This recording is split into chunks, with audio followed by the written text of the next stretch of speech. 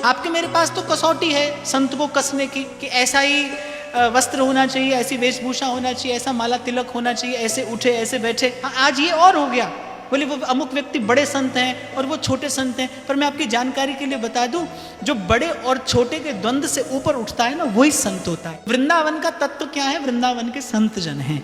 जो ब्रज भूमि का तत्व है वो ब्रज भूमि में वास करने वाले भगवान के प्यारे संत हैं। इसीलिए अब जब आप वृंदावन जाएं, राधा वल्लभ कुंज बिहारी राधा रमण का दर्शन करें, तो प्रभु से यह प्रार्थना अवश्य करना कि प्रभु आपका दर्शन तो हो गया, पर हमें भी अपना समझिए, और जो आपका परम धन है उनका भी हमें दर्शन कराइए। भगवान का धन भगवान के संत हैं।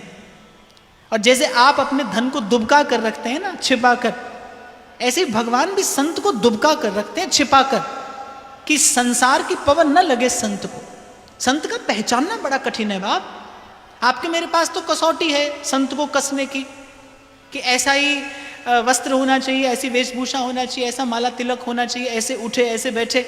अब आजकल तो ये और झंझट हो गया, बड़े संत और छोटे संत। हाँ, आज ये और हो गया, बोले वो अमुक व्यक्ति बड़े संत हैं और वो छोटे संत हैं। पर मैं आपकी जानकारी के लिए बता दूं, जो बड़े और छोटे के द्वंद्व से ऊपर उठता है ना, वही संत होता है। असल में आप और मैं बड़े छोटे में उलझे हैं ना, इसलिए आपको मुझे संत भी बड़ा छोटा दिखाई पड़ता है। संत तो संत होता है जिसके जीवन में द्वंद्व नष्ट हुआ है, जो समत्व को उपलब्ध हुआ है, वही तो संत है। आज आपकी मेरी कसौटी बदल गई संत को देखने की। मैं तो कई बार कहता हूं कि कल भी शायद मैं जब आ रहा था, आने से पहले की बात है, पहले कई संत मिल जाता था तो लोग प्रणाम करते थे, बोले महाराज आशीर्वाद दे दो। आज लोग आते बोले महाराज एक सेल्फी हो जाए आपके साथ, कहीं पर भी मिल जाए, एयरपोर्ट पर आते जाते कहीं पर। तो पहले मुझे लगता है संत मिलते थे तो प्रणाम करते थे लोग, बोले महाराज थोड़ा आशीर्वाद दे दो। आज सीधी एक बात कहते, बोले महाराज के साथ एक फोटो हो जाए, है ना। संत को देखने का दृष्टिकोण बदल गया। और भगवान कहते ये यथा माम प्रपद्यन्ते तांस तथैव भजाम्य हम।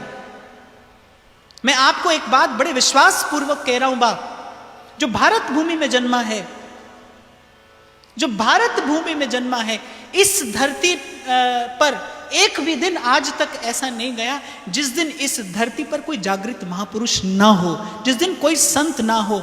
यहाँ का कोई नगर ऐसा नहीं है, यहाँ का कोई प्रांत ऐसा नहीं है जहाँ पर कभी कोई संत ना हुआ हो, जहाँ पर कोई भगवत प्राप्त महापुरुष ना हुआ हो, जहाँ तीर्थ को तीर्थ बनाने वाला कोई तत्ववेत्ता ना हुआ हो। इसीलिए ये सारा देश तीर्थ है। इसकी मिट्टी का एक एक कण पवित्र है, यहाँ का हर कंकर शंकर है। खबर नहीं कि आपके नल में जो जल आता हो वो गंगा यमुना कृष्णा कावेरी का जल हो, वो नर्मदा का जल हो। यहाँ के पंचभूत पवित्र हैं। इसीलिए कभी कभी मैं पक्षपात करता हूं। यद्यपि हमारे ऋषि मुनियों ने कहा है वसुधैव कुटुंबकम, सारी वसुधा हमारा परिवार है, पर यहां मैं पक्षपात करता हूं। बहुत निमंत्रण आते हैं मेरे पास, अमेरिका, इंग्लैंड, कनाडा, ऑस्ट्रेलिया के लिए, पर जाने क्यों आज तक मेरे मन ने कभी स्वीकार नहीं किया कि भारत भूमि की सीमा का त्याग किया जाए। एक बार मैंने डोंगरे बापा के मुख से सुना था कि उस धरती पर नहीं जाना जहां की धूल को गंगा और यमुना पवित्र ना करती हूं, नहीं जाना। और मैं बड़े विश्वास से कह रहा हूं बाप, पश्चिम ने बहुत उन्नति की है, बहुत उन्नति की है। पश्चिम ने बहुत सुविधा का विकास किया है। हो सकता है मेरे देश में सुविधा का उतना विकास ना हो, पर मेरे देश के ऋषि मुनियों ने वो सूत्र, वो सिद्धांत, वो ज्ञान अवश्य दिया है कि मानव अपनी क्षमता का विकास करके देव हो सकता है, ब्रह्म हो सकता है। ये सुविधा सिर्फ यहीं पर उपलब्ध है। अध्यात्म का बीज फलता फूलता है तो इसी भूमि पर फलता फूलता है। हर बीज को फूलने के लिए एक भूमि की आवश्यकता होती, अनुकूल भूमि। चंदन उत्तर भारत में नहीं होता, वो दक्षिण में ही होता है। आपके नगर प्रांत देश की भी कोई विशेषता होगी। ऐसे ही जो अध्यात्म का बीज फलता फूलता है वो भारत की भूमि पर फलता फूलता है। यद्यपि हरि व्यापक सर्वत्र समाना, पर उस ईश्वर का भी जब भूमि पर उतरने का मन करता है। संसार के किसी कोने में पीर पैगंबर आते हैं, संसार के किसी कोने में ईश्वर के पुत्र अवतरित होते हैं, पर ईश्वर अवतरित होता है तो मेरे भारत की भूमि पर ही अवतरित होता है।